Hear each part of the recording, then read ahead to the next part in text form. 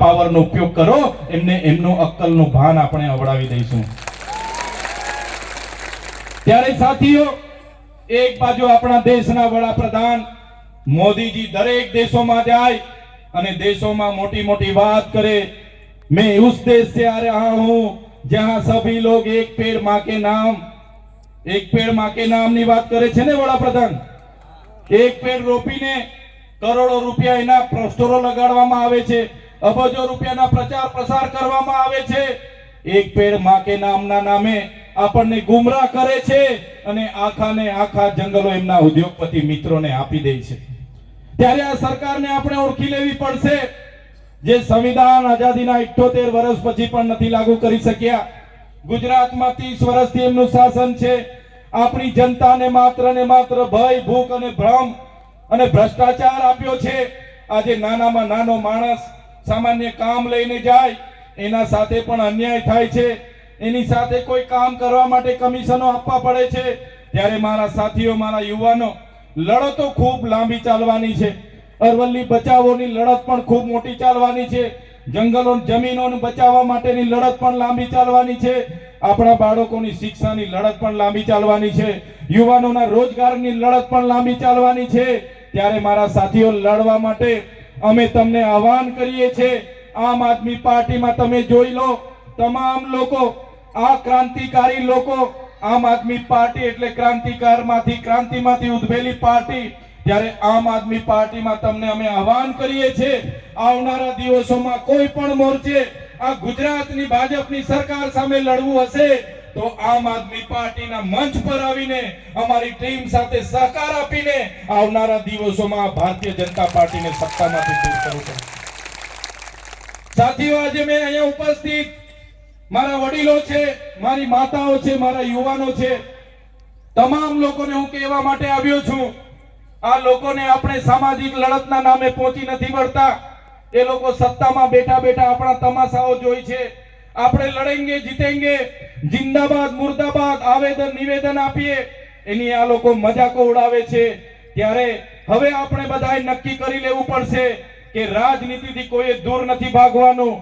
રાજનીતિમાં આવો અને જાહેર જીવનમાં આવીને આ લોકોને તાલુકા, જિલ્લા અને આવનારી વિધાનસભામાંથી દૂર કરો એવું આહવાન કરું છું. આ લોકો ક્યારે તમારી રક્ષા માટે, અરવલ્લી બચાવવા માટે કોઈ આપણી સાથે આવીને ઊભું નથી રહેવાનું. એમને તો એ કોન્ટ્રાક્ટરો સાથેની ભાગીદારી છે, ખનન માફિયાઓ સાથે હપ્તા ચાલે છે, એમના વાહનો એમાં મૂકેલા છે. એ ક્યારે તમને અરવલ્લી બચાવવા માટે કે આદિવાસીઓ બચાવવા માટે આવવાના નથી. ત્યારે કોઈએ ચિંતા કરવાની જરૂર નથી. આમ આદમી પાર્ટીના ક્રાંતિકારી લોકો તમારી વચ્ચે છે. આવનારા દિવસોમાં ક્યાંય પણ કોઈ માતા બહેન સાથે અન્યાય થશે, મારા ખેડૂતોમાં સાથે અન્યાય થશે કે મારા યુવાન ભાઈઓ સાથે, ચાહે વહીવટી તંત્ર અન્યાય કરે, ચાહે ભાજપના નેતાઓ અન્યાય કરે, આવનારા દિવસોમાં એ લોકોને પણ આપણે છોડવાનું નથી. ઈંટનો જવાબ પથ્થરથી આપણે આપવાનો છે. ત્યારે સાથીઓ, આજે તમે જોયું હશે, પોતાની નિષ્ફળતાઓ છુપાવવા માટે આ ભારતીય જનતા પાર્ટીની સરકારે આખું મંત્રીમંડળ બદલી નાખ્યું. આપણા વિસ્તારના પણ એક મંત્રીને એમાં લીધા છે, પણ આ મંત્રી કઈ તમારા માટે કરવાના નથી. એ મંત્રી તો ચાવીવાળા રમકડા છે, માત્ર ડુગડુગી જેવું ફરવાના છે. એ મંત્રી તમારા કોઈના કામ કરવા માટે તમને મળવાના નથી. એમના આકાઓ દિલ્હીમાં બેઠા છે. થોડી ઘણી સરકાર દિલ્હીથી ચાલે છે, થોડી ઘણી સરકાર અધિકારીઓથી ચાલે છે. અને હું તો કહેવા માંગુ છું, આ લોકોએ મંત્રીમંડળ આખું બદલ્યું એમનો વિરોધ પાડવા માટે, એમનો વિરોધ શાંત કરવા માટે. પણ એ સરકાર ભલે મંત્રીમંડળ બદલે, એનાથી આપણને ફેર પડતો નથી. આપણે બધાએ 2027માં આખી સરકાર બદલી કાઢવાની છે. આખી સરકાર બદલી કાઢીશું. ત્યારે આજે તમને શું લાગે છે? આ સરકાર ચાલે છે, કોઈ સરકાર ભરકાર ચાલતી નથી.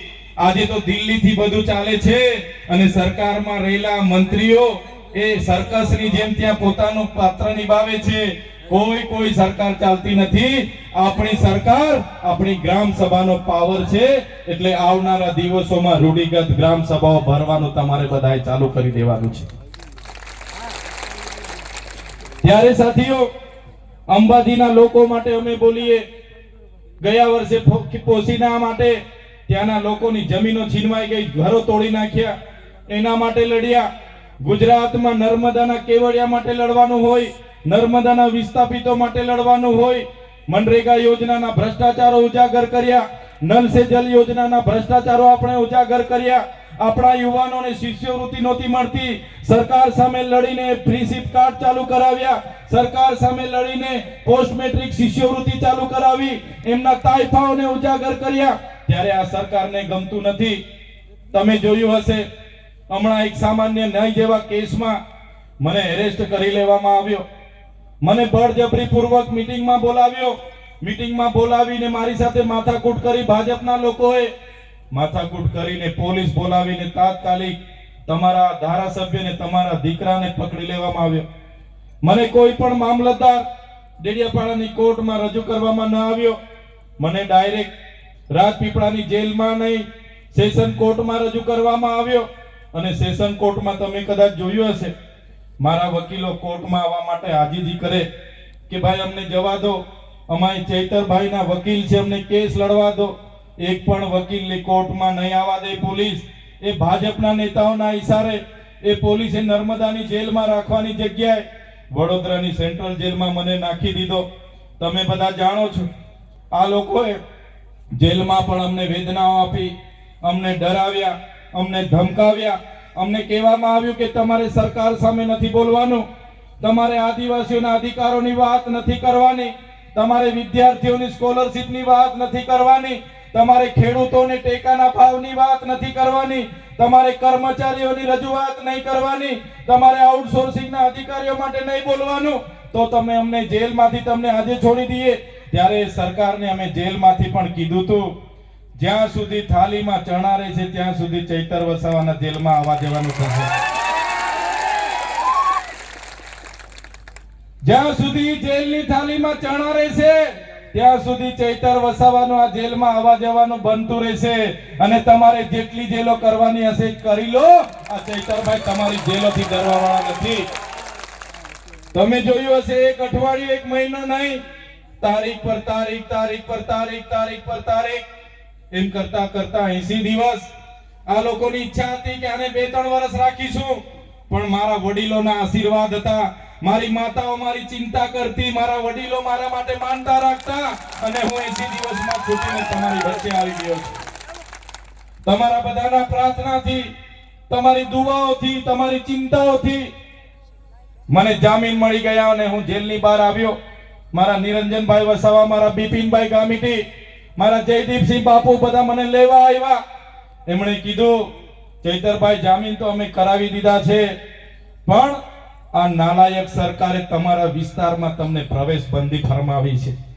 તમે વિચાર કરો સાથીઓ, જે ડેડિયાપાડા સાગબારાના લોકોએ મને આટલી નાની ઉંમરમાં મને ધારાસભ્ય બનાવ્યો અને એમના કામ માટે મારું તા કાર્યાલય પણ છે, ત્યાં એમના કામ નહીં કરી શકું, એમના સુખમાં ને દુઃખમાં ઉભો રહી નહીં શકું, એમના ઘરે જઈ નહીં શકું, ત્યાં મારું ગામ છે, મારું ઘર છે, મારો પરિવાર છે, એમને મળી નહીં શકું. એના માટે આ સરકાર મારા વિસ્તારમાં મને જવા નથી દેતી. અને આજે પણ અમે રાજપીપળા રહીને લોકોના કામ કરીએ, છોટાઉદેપુર રહીને લોકોના કામ કરીએ, ત્યારે આ ભાજપના નેતાઓ